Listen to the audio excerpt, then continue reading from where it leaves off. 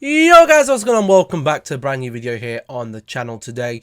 Today, we're back with a Manchester United football review. I've taken a hiatus from YouTube for the last 2 weeks, but I'm back now. Sort of a kind of a break. I'm back.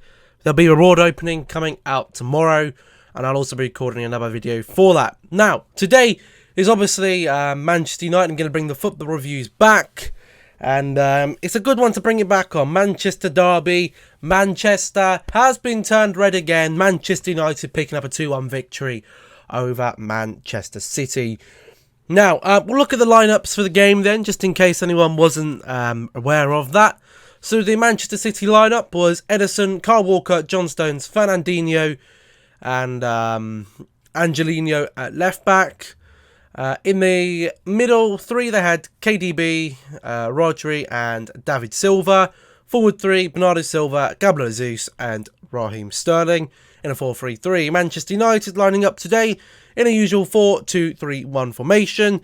David De Gea in goal, Luke Shaw, Maguire, Lindelof and Aaron Wan-Bissaka, or AWB, in defence. We had Fred and McTominay as the two midfielders, and Rashford, Lingard, Dan James and Anthony Martial as the forward four.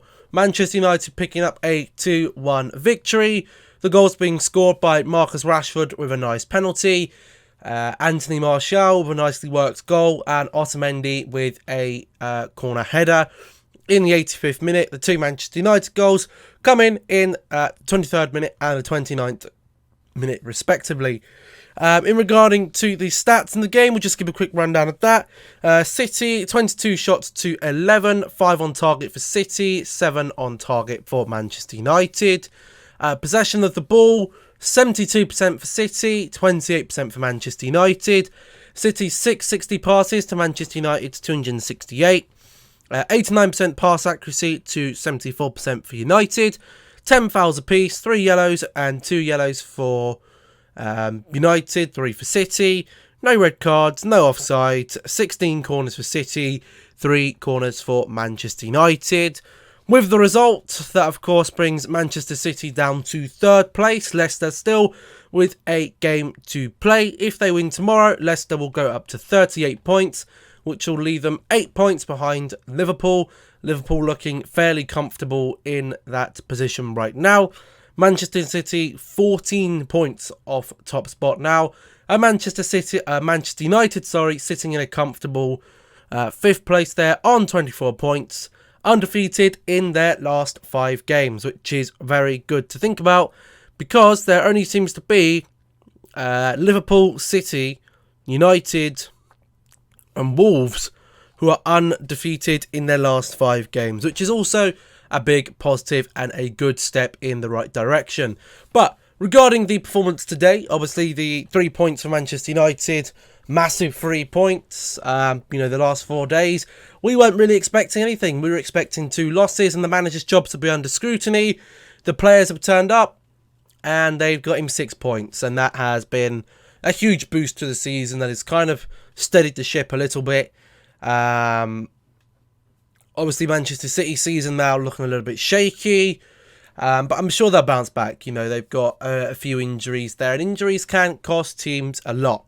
Now, let's talk about the performance. It was very much a game of two tails, really.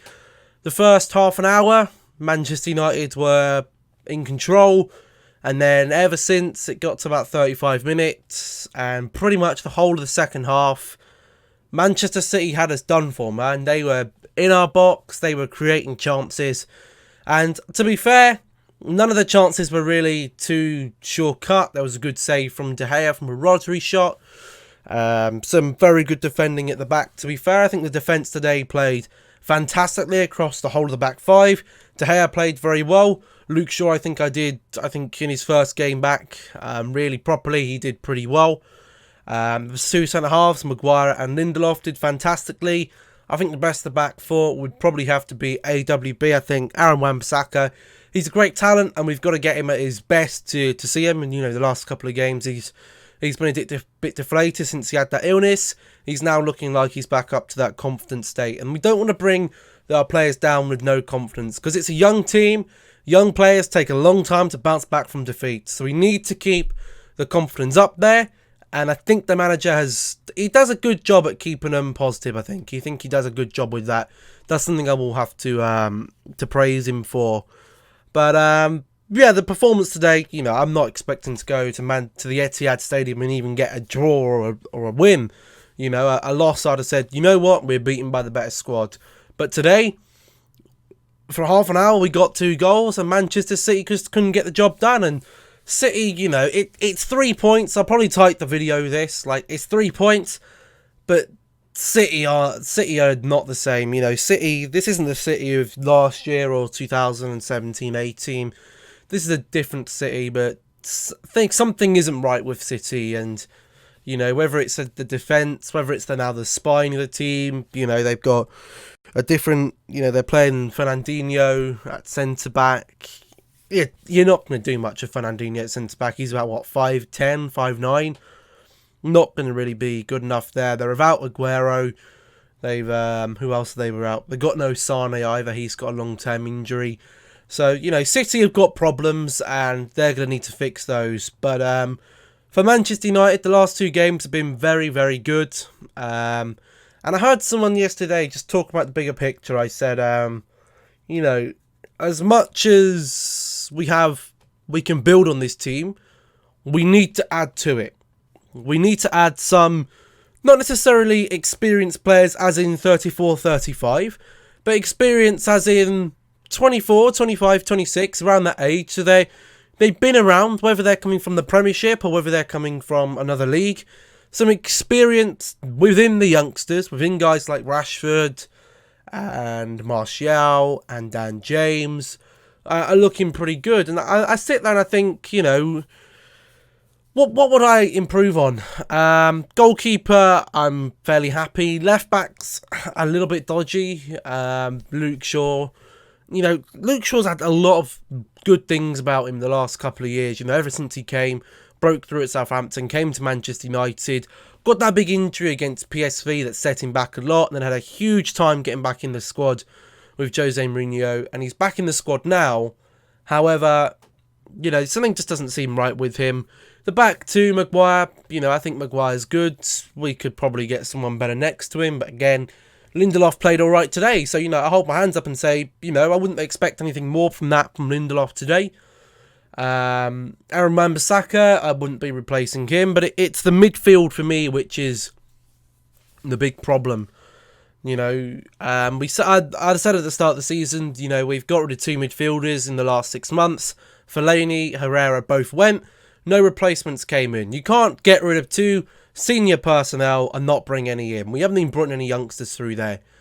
We look at the options there. Pogba, of course, injured at the moment. Still don't know what's going to happen with Pogba. We've got McTominay, who's actually, he's not the best gifted, but he puts a good shift in. I think he played okay today. We got Fred. Fred's a tricky one because there's some games when the team plays well, he seems to play well with them, but when he doesn't, it's so frustrating with him because there's signs of them being a really good player, but then there's other times where I think there's no way he should be playing for this club. And really, I think we are in need of 2 midfielders. We need a defensive box-to-box midfielder, and we need an attacking midfielder. Because for me, Lingard from the forward 3, forward 4, I think we could be getting a better attacking midfielder there, and using Lingard as a super sub. The substitutions that came on today, we looked at the defence. Let's look through the midfield now. Fred and McTominay, I think they played okay. I don't think they had a bad game. But, of course, I'm not expecting Fred and McTominay to outrun the midfield of Rodri, David Silva and Kevin De Bruyne. Because the problem with that is, the experience, just alone of David Silva, Rodri and Kevin De Bruyne is far greater than Fred and McTominay.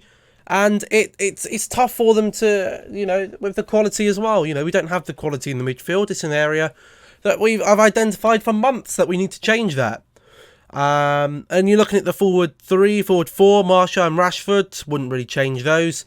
You're looking at the whole left-hand side of the pitch, or the right-hand side of the pitch for Kyle Walker, for City. Walker, Kevin De Bruyne and Bernardo Silva all had a yellow card.